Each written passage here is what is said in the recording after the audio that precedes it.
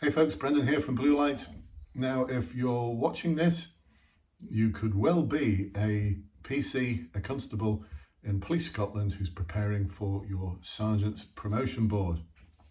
Actually, pin your ears back, folks, because if you are a potential recruit or you're preparing for your Sergeant's Board in any force, in any part of the world, then this could be really useful for you. Now, I've made 2 videos already covering a operational scenario and also some guidance as to how you would manage a briefing exercise. And where this has come from, by the way, it's come from an individual who's in the Bluelight in-service development cadre. I like that, I call it a cadre because they're very special people. This is a group of people who are regular police officers who are interested in, and actually not just interested in, they're committed to progress in terms of ensuring that their careers are not just successful, but are incredibly fulfilling at the same time. Anyway, you can find a link to that group below in the blurb, whether you're watching this on YouTube or Facebook, catch a link to it below. And if you're a potential recruit, there's a Facebook group for you as well. These groups have got thousands of people in. The recruit one's got almost 16,000, and amazingly, there's almost 3,000 people in the serving officers group, and it's not even been up and running for 2 months now. So that's over 2% of all the police in the country. Wow. Anyway, back to business. So the last issue is a HR issue probably to do with a constable. So you put yourself in the shoes of a sergeant here. That's what they're assessing you for. They're assessing you for your capability to be an awesome sergeant, not an awesome PC. You're already an awesome PC, but you need to demonstrate your capability and your promise and what value you're going to add in the cadre of sergeants. And I've got to say, folks, what an important role sergeant is. I mean, it is just an awesome rank to be in. I can remember a chief inspector of mine years ago when I was a sergeant saying, you know, you're in the best rank ever because it's in inverted commas, it's a sergeant's war out there. And what he meant was nothing gets achieved without good sergeants. You know, I retired as an inspector. I spent my last 11 or 12 years as an inspector, and I knew that I would achieve nothing on any team unless I had my sergeants on board. So it's so important to get your sergeants on board. It's so important to help support them, because without good sergeants, you're not going to get anywhere. Sergeants are the absolute key to getting anything done in the police, and don't let anyone tell you otherwise. Chief constables have no power whatsoever compared to the sergeants out there. They're the ones with the influence. They're the ones that ultimately decide whether something's going to work or not. I know that because I used to be one. Yeah, I know you can be a little bit devious and ensure that things don't quite work to plan if you feel as though you're being stiffed by the inspector. Anyway, back to HR issues. So there's a model I'd like to introduce you to here to deal with any kind of HR issue. It doesn't really matter what it is, and it's called CUDSAR.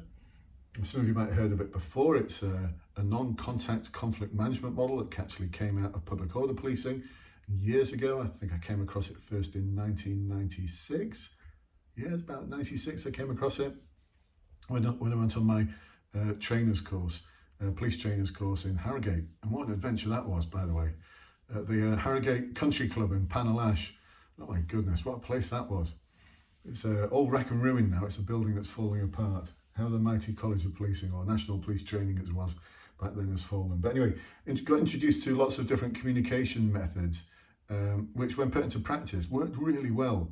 And I've always had an interest in this ever since. So I'm also going to introduce you to a little model called the DWT triangle. That stands for Discipline, Welfare, Training. I'm going to introduce you to a concept called universal quantifiers, and how when you're faced with one of those by a disruptive or upset or emotional constable, you can use some methods to get around the universal quantifiers. I'm also going to talk to you as well about the value of stories, and also something else called motivational interviewing, to try and nudge someone into a process of change. If it's a big jump for them, they're not going to do the big jump straight away. So anyway, more about that after. I think you're going to like this. So first of all, whatever the issue is that you're faced with, you're going to have to confront it. You're going to have to deal with it. And the aim is to ensure that we've got whatever the problem is that we're faced with, whether it's a problem at home or it's a performance issue or it's a behaviour issue, no matter what it is, we're going to have to confront it and you're going to have to deal with it. So this involves individual A, the constable, coming into your office to speak with you, or you finding somewhere that's comfortable for them, but making sure that you're not going to get interrupted and that you've both got the time, comms know what you're doing, and importantly as well that you've updated your inspector as to what you're doing and why. Certainly as an inspector, if there was a HR issue that needed dealing with, I didn't want to take control of it, but I just wanted to be reassured that my sergeants are all over it and that they'll be reporting back to me. I don't need to know all the detail. I just need to know that it's in hand, and I need to have an idea about what's going on because it's my team as well. It's my team as well. So update your inspector just to say what you're doing. Make sure the people who need to know where you are and what you're doing know. And also making sure that the individual you're going to speak to knows that this is not something that they need a federation rep for, because I know sometimes police officers can get a bit defensive and it's like, right, is there any discipline issues? You know, you're going to speak to me about my behavioural performance? Right, I want a fed rep, you know, I want my solicitor, and it all just gets a bit out of hand.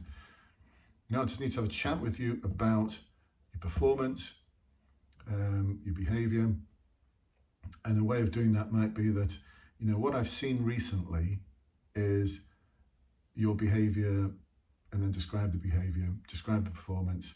And this isn't like you. This isn't like you. This isn't the person I know. So I want to have a chat with you if that's okay, to see if we can find out what's going on. See if there's anything I can do to support you, to help you. I don't know what it is at the moment, but that's the purpose of the meeting. See what I can do to help support you.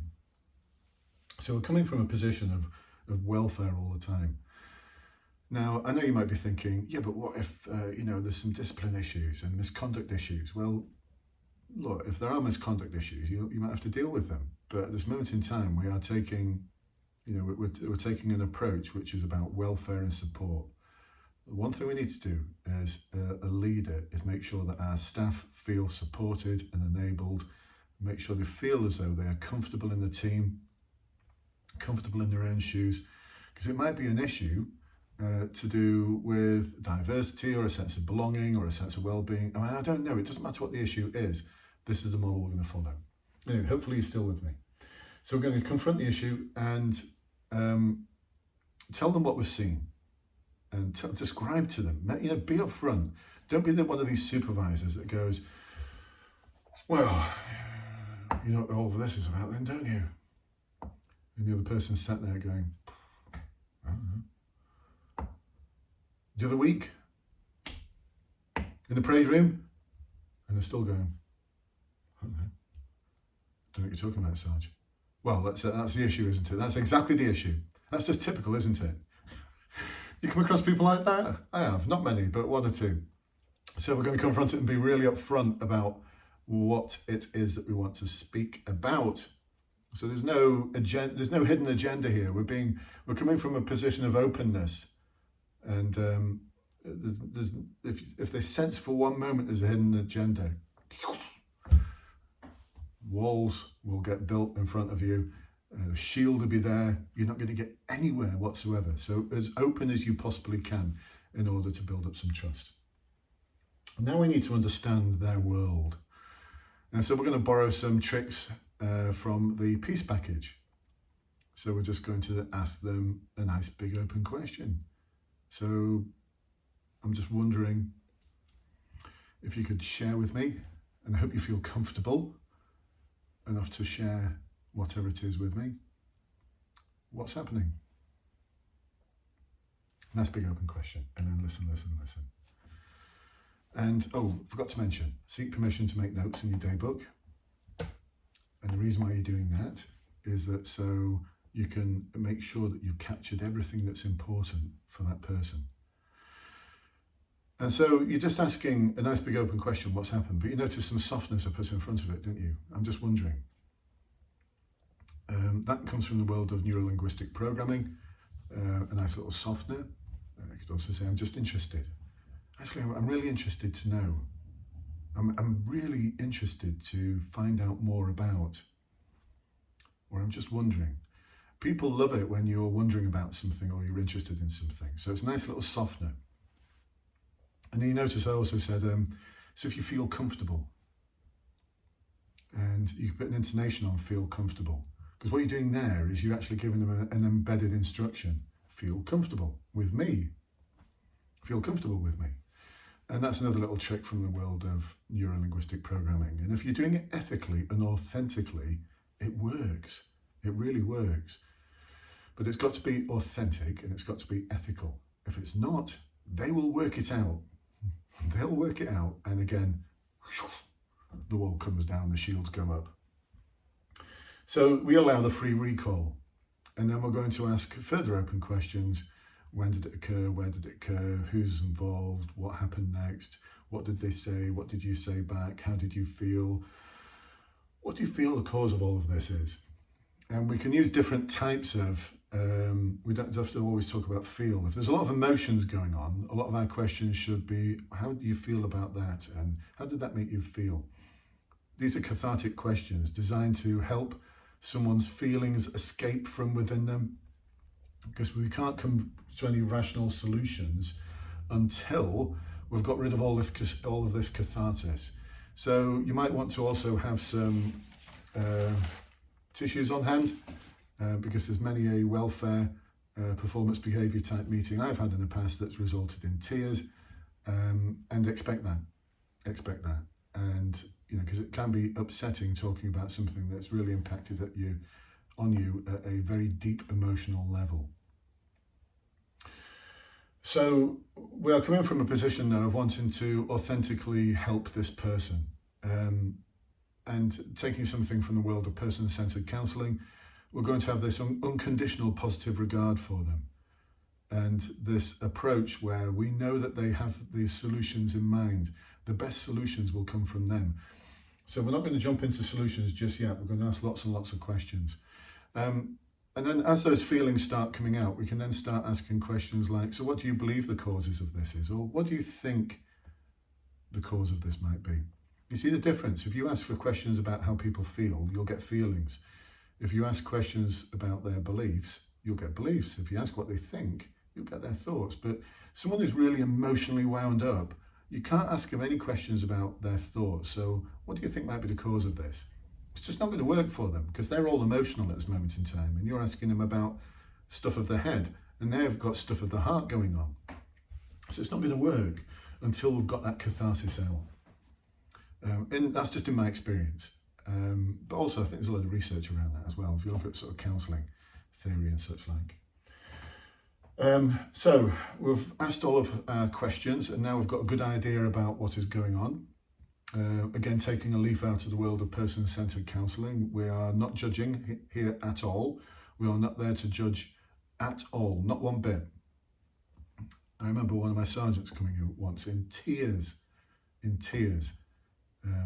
and I won't say what it was that he talked about, but it was something he'd done that he was deeply embarrassed about, something he wasn't proud of. And quite honestly, I was a little bit upset, and it was difficult. It was really, really difficult. And I had to withhold my judgment. I really had to withhold my judgment. It was really, really tough to do so. I'm not going to say much more about the instincts, so I don't want to identify the individual, but to show that unconditional positive regard for the individual, and to demonstrate a lack of judgment about what they've done or their behaviour or whatever position they might be in, requires a little bit of self-control there. So that might be something you want to be thinking about, is how you're going to demonstrate that self-control. So once we've got as much as we can about the actual incident itself, we're going to ensure that the other person knows we've listened to them by defining and summarising back to them what they've actually said. Okay, so we're going to summarise it back, and then we're going to ask some questions like, what else do you feel I need to know? If you're in my shoes, what else would I need to know? Or would you need to know? So we want to make sure that we've got every little bit of information that we possibly can. Now, solutions. You may feel as though you've got a load of solutions to whatever their problem is, but when you impose solutions on other people, for their problems, they tend not to work. So most people have probably got a good idea what the solution is to their problem, whatever the problem is, whether it's performance issue, behaviour issue, welfare issue. Most people know instinctively what the solutions might be. So we're going to let them come up with their solutions, their ideas, their thoughts, their feelings as to what would work. But we want to try and ensure that if it is a performance or behaviour issue, that there's an element of discipline welfare training. It's quite a simplistic model, this, but there may be a need to record something as a misconduct. But that's not to say that someone's going to get the sack. And at this point, they'll probably know that it's a misconduct. They'll probably know, because, by the way, I missed out on this, in Define and Summarise, if there is a misconduct issue, then, you know, it's on you to point that out, that actually their behaviour, the behaviour they've described or the behaviour you've observed is actually a breach of the code of ethics in terms of, and then describe it, so maybe respect for other people, or a lack of integrity. Actually, no, not integrity, because that's normally going to involve people getting dismissed, but maybe just a respect issue, or a transparency issue, or an accountability issue, but certainly not something that they're going to get dismissed for. At Sergeant's Board, I don't think they're going to put anything in front of you where it's going to result in dismissal, because you're going to be referring it to other people if it's something that someone would get dismissed for. You're going to have professional standards taking it over, and that's not going to demonstrate your skills. So I think it's going to be something that can be dealt with in-house, but you need to make sure that it's still being recorded, it's still going on the appropriate paperwork, but it's getting recorded and signed off as management advice. Now, there's many a time I've dealt with something and it's been recorded on the proper forms, and I've said at the very end of this, you know, that what I am going to do is I'm going to have to record this as a misconduct, as a discipline matter. It's going to get recorded on the appropriate forms. But my recommendation, I'm going to speak to the inspector, when I was an inspector, the superintendent, about this, and I'm going to recommend that this gets signed off as management action. And actually, I've already taken the management action that's needed, and it was this conversation. Now, this conversation, by now, you could be about an hour into it. You know, my experience, these conversations don't just happen in 5 or 10 minutes. This is like 45 minutes to an hour in now. And there might have been some shouting involved, and not from you, from the other person, and some tears, and they might have had to go out just to 5 minutes just to clear their head a little bit. Because remember, most police officers do not come into work knowingly wanting to underperform, or knowingly and wanting to demonstrate behaviour that's contrary to the code of ethics. It's just not the way people are. There's normally something going on driving that behaviour. And that's what we've got to get to the bottom of. So this is the welfare. Now, they may not know what they need to know about the support that they need to get. So this is where you come in and driving that bus and suggesting things that might be useful for them to do to help them on their journey. And it's okay not to be okay. We know that now, don't we? It's okay not to be okay. And it may also be that the reason why their behaviour or performance was under par was because they didn't actually know what they were doing. So they may need some training, and don't just straight away think about a training course. Think about your responsibility as a sergeant to develop your people. So what can you do to help develop that person in the short term and the long term around the behaviour issue, the performance issue, or the skill set that they don't have that led to that performance or behaviour issue? So, I mean, I can speak forever about that, the training side of it, but don't just think course. Think about your responsibility as a sergeant. So hopefully this is making sense. Now, universal quantifiers. This is when people say things like, that'll never work, or that won't work, that won't happen. No, you don't know what you're talking about. That's never going to happen. Now, these are universal quantifiers. When people say things like, never, this will never happen, or I can't do that, I've never been able to do that, or that'll never work, you're quantifying, what they're doing is they're quantifying everything as never working. And so we need to have a response to that, which could be along the lines of, so you say never, but never? You've never done X, Y, and Z? or that won't work ever for anyone. And this is where we're challenging them back a little bit and trying to get them to think that actually they've just tried to quantify the thing, whatever it might be, as never happening, never working. That's never worked. What, never for anyone? And this is where we can tell some stories. And I think this is ethical, telling stories about people who've been in a similar situation, who've met similar adversity and have managed to find a way out of that adversity.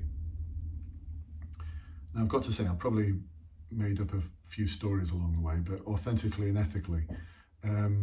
So it would probably start with, do you know, let me tell you about a story of an officer I came across. It's probably about 5 years ago. I'm not going to say who they were or where they were, but they were in a similar situation to you. And now you tell a story about how they got over that adversity, and now they're happy and they're really content in the role, and they've found their element, they've found the thing that's good, they're good at. So we're telling you a bit of a story, and what we're doing is we're giving this person a little bit of hope that actually this will work, as opposed to, well, the policy on this says blah, blah, blah, blah, blah, blah, blah. It's a bit too impersonal for me, so tell a story. MI, it's not Mission Impossible, motivational interviewing. I could talk about that forever as well. Motivational interviewing is a theory of communication that comes from the world of psychology, I think. It's about supporting and enabling people to change in respect of drug and alcohol addiction issues. We're going to apply some of the principles to this. So what we might be describing here might be a lot for someone to take in. A lot for someone to take in. And we want to have an end in mind as well. We want to have, some of the other questions you might want to ask are, so what would success look like here? What would good look like? What would you feeling better about look and feel like? That's the result that you're working towards, by the way. Now, to get them to go from point A to point X, it's too much of a jump, isn't it? It's too much of a change. So one of the things we can do is use motivational interviewing technique, which is accepting where they are now and accepting where they want to be. So on a scale of 1 to 10, how ready are you at this moment in time to make some changes in your life or your work to move yourself towards that state, that positive state? And I may just say 2 out of 10. I'm only 2 out of 10 ready to change. Okay, that's wonderful, because that shows actually 2 out of 10 is better than 0 out of 10. That shows that you actually do want to change. So what would need to happen then, if you're 2 out of 10 now, on a scale of 1 to 10, what would need to happen if we just wanted to nudge that 2 from a 2 to a 2.5 by this time next week? What would need to happen in your life? So we're asking nice open questions and seeing if the other person can seek the solutions within them and share them with you. So it's not much of a jump, that, is it? It's like half a scale. So what we're doing there is we're looking at their willingness to change. We could also ask that question in a different way. Where are you now? 2 out of 10. Where would you like to be this time next week? And they might say a 3. Great. A 3, well, that's progress. So what needs to happen in your life? Or what would you want to happen in your life? Or what steps do you feel you would need to take that 2 and turn it into a 3 in terms of your readiness to change, your willingness to change? And then wait for them to talk. So that's a little bit of motivational interviewing. Anyway, you can always Google it and read up on motivational interviewing, but I think it's a great technique, that, in terms of using a scale of 1 to 10. And you've noticed as well that I used a scale of 1 to 10. People read generally from left to right, don't they? But I've done left to right for you, but this is actually left to, it's the wrong way around for me. So I know that if I do that to there, it looks the right way round for you, but it's not the right way round for me.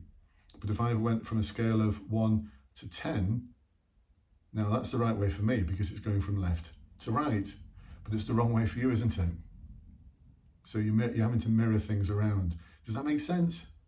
Let me know if it does or it doesn't. It can be a bit confusing for you at first when you go on a scale of 1 to 10 because you're going from right to left. But then the other person sees it as left to right, and that's how they normally see the world. So hopefully that makes sense as well. Anyway, folks, we're going to arrange to assess and monitor. So whatever actions we've deemed appropriate, we've recorded them in our little blue book. We've got some very quantifiable things that they're going to do and some things that you're going to do, and you're going to agree on those things, and you're going to assess and monitor and support. So you're going to arrange to meet with them maybe in a week's time so that you can get them to give you an update on how they're feeling and how they're progressing, and that you can also give them some feedback. Or you may want to decide that you're going to go out and patrol with them, or it may be that you're going to pair them up with someone who's really good at doing whatever the thing is that they're not good at doing. And this, of course, is going to lead to the awesome result. And we're going to have a positive result in mind because ultimately we want to keep our staff and keep our staff happy. So there you go, folks, a rather long video talking about the CUDSAR methodology and some of the little tricks and hints and tips and bits of guidance that you can insert into it. There's a lot more, but listen, this video is 26 minutes long now. I try and keep them down to about 10 minutes, but I can never do that, can I? I can never do that.